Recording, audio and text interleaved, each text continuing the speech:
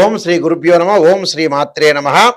వాగర్ధావ సంప్రోక్తో వాగర్ధ ప్రతిపత్తే జగతో పితరౌ వందే పార్వతీ పరమేశ్వరౌ వ్యాసాయ విష్ణురూపాయ వ్యాసరూపాయ విష్ణవే నమో వై బ్రహ్మనిదే వాసిష్ఠాయ నమో నమ. గురు బ్రహ్మ గురు విష్ణు గురుదేవో మహేశ్వర గురు సాక్షాత్ పరబ్రహ్మ తస్మై శ్రీ గురవే నమ. ఓం శ్రీ మాత్రే నమ. ఫిబ్రవరి మాసంలో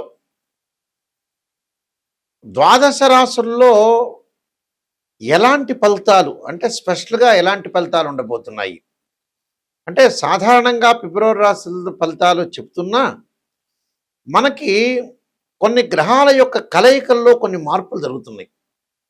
ఆ గ్రహాల్లో కలయికల్లో మార్పులు ఏమిటి అని అంటే సహజంగా మిథున రాశిలో వక్రగతిలో గురుగ్రహము, రాహు కుంభరాశిలోను, కేతు సింహరాశిలోను, శని మీనరాశిలో సంచారం చేయటం, రవి బుధ కుజుడు రాహు శుక్రగ్రహాల యొక్క మార్పులు జరుగుతున్నాయి.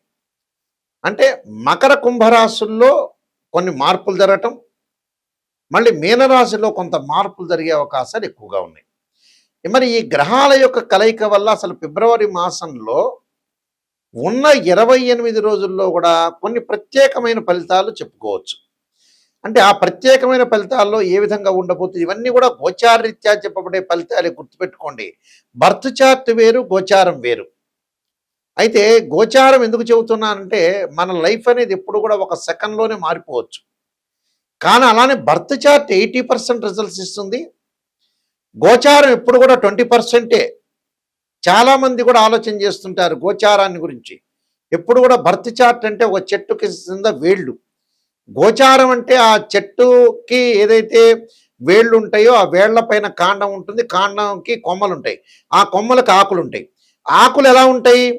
రైన్ సీజన్లో వస్తాయి, వింటర్ సీజన్లో ఉంటాయి, సమ్మర్ సీజన్లో రాలిపోతుంది. ఆ రాలిపోయేదాన్నే గోచారం అంటారు.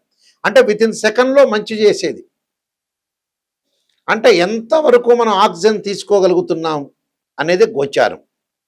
అసలు నిజంగా శరీరంలో విటమిన్స్ ఉన్నాయా, శరీరంలో ఏం ప్రాబ్లం ఉందా లేదా, లాంగ్ రన్లో ఎలాంటి ప్రాబ్లం రాబోతున్నాయి లైఫ్లో అని మెడికల్గా మనం వెళ్తూ ఉంటాం చూసారా, అది బర్త్ చార్ట్ అని అర్థం. అదే వేళ్ళు అంటారు.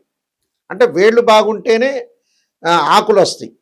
వేళ్ళు బాగలేదనుకోండి ఆకులు రావు, చిగురించదు ఆ చెట్టు.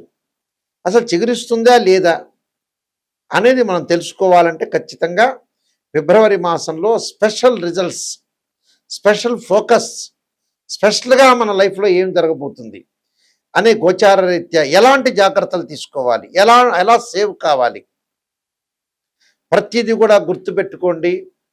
నెగిటివ్ ఫస్ట్ తెలుసుకోవాలి, తర్వాత పాజిటివ్. పాజిటివ్ ఏముందండి, ఎవరైనా పక్కన వాళ్ళైనా పొగుడుతారు, ఆస్ట్రాలజర్ని అప్రోచ్ అవ్వాల్సిన పని లేదు. నెగిటివ్ తెలుసుకుంటే దాన్ని మనం ఎలా తిప్పుకోగలుగుతాం, లైఫ్ని ఎలా టర్నప్ చేసుకోగలుగుతాం, ఎలా టర్నప్ చేసుకొని మనం ముందుకు వెళ్తాం అనే విషయాలు గ్రహించాలి మీరందరూ కూడా.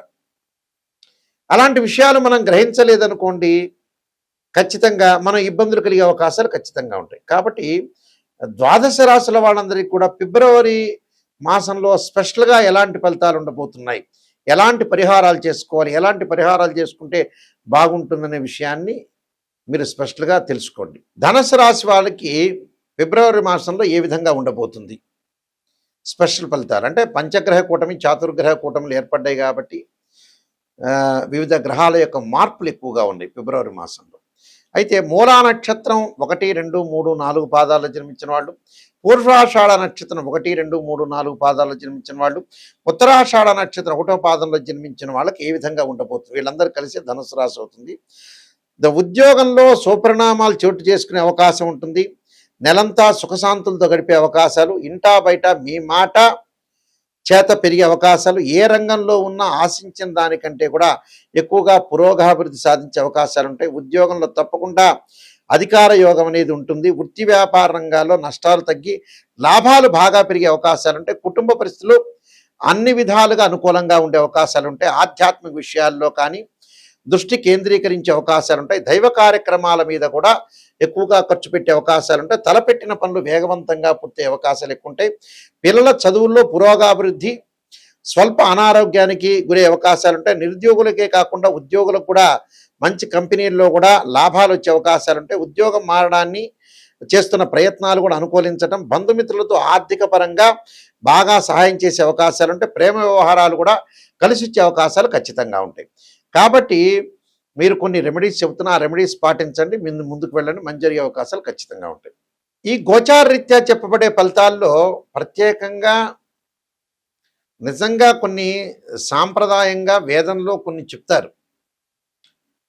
వేదంలో పురాతన కాలం దగ్గర నుంచి ఇప్పటి కాలం వరకు కూడా నిజాన్ని తెలుసుకోవటం, సత్యాన్ని తెలుసుకోవటం, ఆ సత్యాన్ని తెలుసుకొని మనం భయపడకుండా దానికి కొన్ని పరిహారాలు, కొన్ని కట్టుబాట్లు, కొన్ని ఆహార నియమాలు, ఏం చేస్తే మనం డెవలప్మెంట్ అవుతాం, నిజం అనేది భూస్థాపితం చేయకూడదు. నిజాన్ని బయటకు తీసుకొని వచ్చి భయపడకుండా దాన్ని ఎదుర్కోవటానికి భగవంతుడి యొక్క అనుగ్రహం ఉంటే దాన్ని ఎదుర్కోవచ్చు. జీవితం అంతా మన చేతుల్లోనే ఉంటుంది. మంచి చెడుల యొక్క మిశ్రమం మన చేతిలో ఉంటుంది. మనం ఎక్కడ మిస్టేక్ చేస్తున్నాం? ఉదాహరణకి ఒక అమ్మాయి పెళ్లి చేయాలంటే చాలా లేట్ చేస్తుంటారు పేరెంట్స్. నేను చూస్తుంటాను రోజు జాతకాల్లో. వేరే వాటిలో ఖర్చు పెడుతుంటారు, వాళ్ళు పుణ్యక్షేత్రాలకు అన్నీ వెళ్తుంటారు. ఆ అమ్మాయి పెళ్లి చేయాలంటే అబ్బాయి అక్కడ వైజాగ్లో ఉన్నాడండో, లేకపోతే కరీంనగర్లో ఉన్నాడో, లేదా కర్నూలులో ఉన్నాడో ఆలస్యం చేసి డబ్బులు ఎందుకు ఖర్చు అవుతాయని దండగనే పాయింట్ మీద ఉన్న వాళ్ళు ఎంతోమంది ఉన్నారు. చివరికి ఆ అమ్మాయి వయసు దాటిపోతుంది, వివాహం చేయలేకపోతారు. అదొకటి. డబ్బులు దేనికి ఖర్చు చేయాలో టోటలీ అట్టర్ ఫెయిల్ అయ్యాడు మనిషి. డైరెక్ట్ చెప్తున్న విషయం. ఎందుకు? మన చేతుల్లో ఉంటే లైఫ్, మన చేతుల్లో ఉన్నదాన్ని మనం చెడగొట్టుకోవడంలో సిద్ధాస్తుల్లో మానవుడు ముఖ్య పాత్ర వహిస్తాడు. జాతకాన్ని చూపించుకొని మనం ఏ ఆహారం వాడాలి, ఎప్పుడు అమ్మాయికి పెళ్లి చేయాలి, దేనికి ఖర్చు పెట్టాలి. కొంతమంది అనవసరంగా ఆస్ట్రాలజర్స్ని అప్రోచ్ కాకుండా ఏదో వ్యాపారం పెడుతూ ఉంటారు. ఆ వ్యాపారం నష్టపోతుంటారు. చివరికి నష్టపోయిన తర్వాత చివరికి ఆస్ట్రాలజర్ని అప్రోచ్ అవుతాడు. ఆస్ట్రాలజర్ ఏం చేయలేడు. 70 ఏళ్ళు అయిపోయిన తర్వాత నేనేం చేయాలి గురువు గారు, నాయకంటి గారు అంటే ఏం చెబుతాం? 45 ఏళ్ళు కాగానే అమ్మాయికి పెళ్లి చేయకుండా, అబ్బాయికి పెళ్లి చేయకుండా, కొంతమందికి అస్సలు పేరెంట్స్ కూడా అసలు ఏం ఆలోచన చేయకుండా అలానే ఉంటారు. సంతానం కానీ, వివాహం కానీ, ఫైనాన్షియల్ పరంగా డెవలప్మెంట్ కానీ చాలా తొందరగా యాక్టివ్ కావాలి మనిషి. ఉదాహరణకి ఒక భార్యాభర్తలు ఇద్దరు కూడా పెళ్లి చేసుకుంటారు, విపరీతంగా డబ్బు సంపాదిస్తారు, కానీ సంతానం వరకు వెళ్ళరు. మరి ఆ డబ్బు ఏం చేస్తారో అదే అర్థం కాదు. సంతానం లేకపోతే డబ్బు ఎందుకండి మనిషికి? ఏదో మినిమం బ్యాలెన్స్ అనేది కావాలి. కొంతమంది కొడుకులో పెళ్లి చేయరు, ఎన్నో ఆస్తిపాస్తులు ఉంటాయి, మ్యారేజ్ బ్యూరోలో డబ్బులు కట్టరు, ఆస్ట్రాలజర్ దగ్గరికి వెళ్ళరు, ఎక్కడో అమ్మాయి ఉంటే దూర ప్రాంతాల్లో వెళ్ళారంటే డబ్బులు ఖర్చు అయితేనే ఆలోచన చేస్తున్నాడు. మొత్తం డబ్బు మహిత్యం అయిపోయింది. మనిషి చనిపోవటం కూడా ఈ మధ్యకాలంలో ఏంటంటే ప్రతి వాళ్ళకి కూడా కామన్గా తీసుకుంటున్నారు. ఎందుకు లేబ్బా డాక్టర్ దగ్గర మేము డబ్బులు కట్టడం అనే స్థితిలో ఉన్నారు మనుషులు. ఆ స్థితి అనేది మారాలి మనిషి. అలాని మరీ పిసినార్తనమా కాదు, ఎంజాయ్మెంట్ చేయడానికి మటుకు రెడీ అవుతున్నారు ఈ మధ్యన. ఇప్పుడు తిరుపతికి, శ్రీశైలానికి వెళ్ళటం కూడా చాలామంది కూడా ఎంజాయ్మెంట్తోనే వెళ్తున్నారు. పాత రోజుల్లో భక్తిలో వెళ్ళేవాళ్ళు తర్వాత కాలంలో భయంతో వెళ్తున్నారు, ఇప్పుడు ఎంజాయ్మెంట్ చేస్తున్నారు. నిజంగా దేనికి మనం వెళ్ళేది? భక్తితో వెళ్ళాలి. నిజంగా ఏం చేయాలి అనేది ఆలోచన చేయండి. స్త్రీయ లోపం పెరుగుట పెద్ద విద్య, లోపం పెరిగిన వాడే పూర్ణుడవుతాడు. ఇలాంటి విషయాల్ని మీరు చూడండి. అయితే ప్రత్యేకంగా ఉద్యోగపరంగా ఇబ్బందులు కలుగుతున్న వాళ్ళు రవి యొక్క ఆరాధన చేయటం, అలానే మానసికంగా ఆందోళన చెందుతున్న వాళ్ళు క్షీరపుత్రాయజ్ఞ అమృతతత్వాయధీమే తన్నో చంద్ర ప్రచోదయాత్ అనే మంత్రాన్ని, ఉద్యోగపరంగా ప్రయత్నాలు విఫలమవుతే సూర్య నమస్కారాలు, సూర్య అష్టకాన్ని చదవటం ఒకటి. వివాహం కాని స్త్రీ పురుషులు ఎవరైతే ఉంటారో స్త్రీలు ముఖ్యంగా వరపాశుపత రుద్రాభిషేకం, అఘోర గౌరీ పాశుపత రుద్రాభిషేకం, దానికి సంబంధించి జాతకాన్ని చూపించుకోవాలి. అబ్బాయికి వివాహం కాలేదంటే కన్యా పాశుపత రుద్రాభిషేకం. అలానే జాతక పరంగా ఇంకా ఏం దోషాలు ఉన్నాయి, వివాహాల పరంగా కూడా దోషం కలుగుతుంటుంది, చాలామందికి కూడా తెలియదు. వివాహ పరంగా కూడా, ఫైనాన్షియల్ పరంగా, ఉద్యోగ పరంగా, ఆరోగ్య పరంగా కొన్ని కారణాలు ఉంటాయి. కాలసర్పదోషమని, సర్పదోషమని, పునర్భవ దోషమని, బర్త్ చార్ట్లో 2nd place, 7th place, 8th place, 12th place చూడాలి. అలానే పునర్భవ దోషము, పునర్భవ దోషం అంటే కాలయాపన జరగటం, జాతకంలో ఏది ముందుకు వెళ్ళలేకపోవటం, దగ్గరకు వచ్చినట్టు వచ్చి పని వెనక్కి వెళ్ళిపోవటం. అలానే మాంగళిక దోషాలు, భర్త మరణం కావటం, భార్య ఆరోగ్యం బాగలేకపోవటం, కొంతమందికి సంతానం కలగలేకపోవటం, గురుబలం బాగలేకపోతే, ఇలాంటివన్నీ కూడా జాతకపరంగా రెమెడీ చేసుకొని ముందుకు వెళ్ళాలి.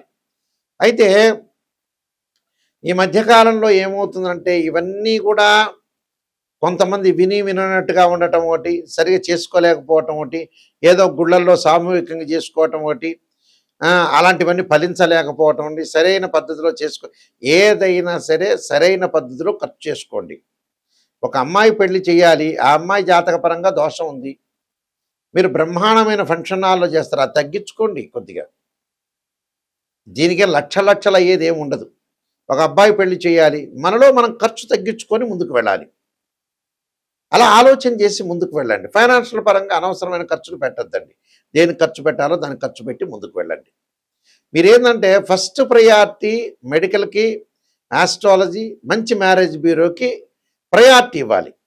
అలాంటి వాటిలో కాకుండా సెల్ ఫోన్లో రకరకాల ఎంజాయ్మెంట్కో ఇలాంటి వాటిలో ప్రయారిటీ కాదు. నిజాన్ని తెలుసుకోండి. నిజం తెలుసుకునే వాళ్ళు మాత్రమే నాకు ఫోన్ చేయండి. www.nayakanti.com చూడండి, nayakanti.in చూడండి.